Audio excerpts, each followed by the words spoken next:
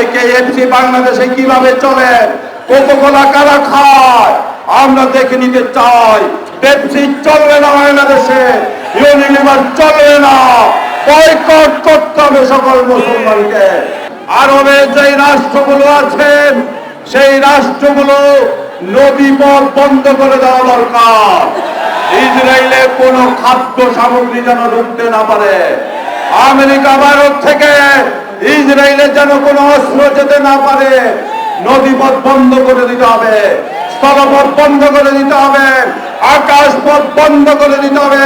তারা যেইভাবে ফিলিস্তিনকে একটি জেলখানায় পরিণত করেছে, পুরা বিশ্বের মুসলমানদের একটি মাত্র দাবি হবে, ইসরায়েলকে আমরা মুক্ত জেলখানায় পরিণত করব।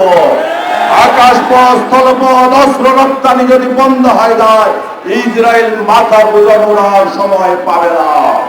আজকে কেএফসি বাংলাদেশে কিভাবে চলে, কোকা-কোলা কারা খায় আমরা দেখে নিতে চাই। পেপসি চলবে না বাংলাদেশে, ইউনিলিভার চলবে না। বয়কট করতে হবে সকল মুসলমানকে। ইসরায়েলের হামলার প্রতিবাদ, আমাদের শিশুদেরকে হত্যা করেছে ইসরায়েল, তার প্রতিবাদে ফিলিস্তিন রাষ্ট্র প্রতিষ্ঠার দাবিতে আজকের গণমিছিলে নেতৃত্ব দিচ্ছেন ইসলামী আন্দোলন বাংলাদেশের অবিসংবাদিত নেতা, ইসলামী আন্দোলন বাংলাদেশের আমির মুফতি সৈয়দ রেজাউল করিম পীর সাহেব চরমনাই, অন্যান্য নেতৃবৃন্দ, সাথী ও বন্ধুগণ।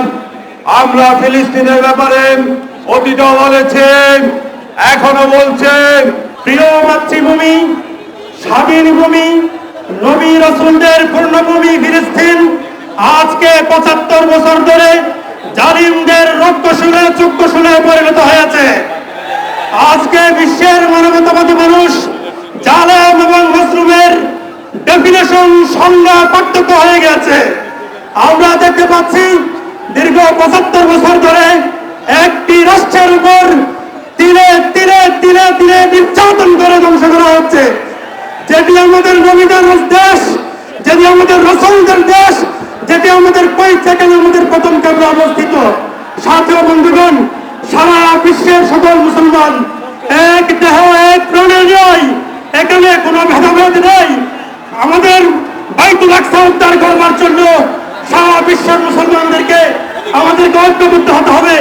আমরা দেখতে পেয়েছি দক্ষিণ আফ্রিকা এই জালেম ইসরায়েলের বিরুদ্ধে, তাদের সন্ত্রাসী কর্মকাণ্ডের বিরুদ্ধে মামলা করার কারণে তাদেরকে হুমকি দেওয়া হয়েছে ইসরায়েলের মুসাদের পক্ষ থেকে। আমরা এর তীব্র নিন্দা এবং প্রতিবাদ জানাচ্ছি। বিশ্বের সকল মুসলমানকে আবারও ফিলিস্তিনের পক্ষে ঝাঁপিয়ে পড়ার আহ্বান রেখে শেষ করছি। আসসালামু আলাইকুম।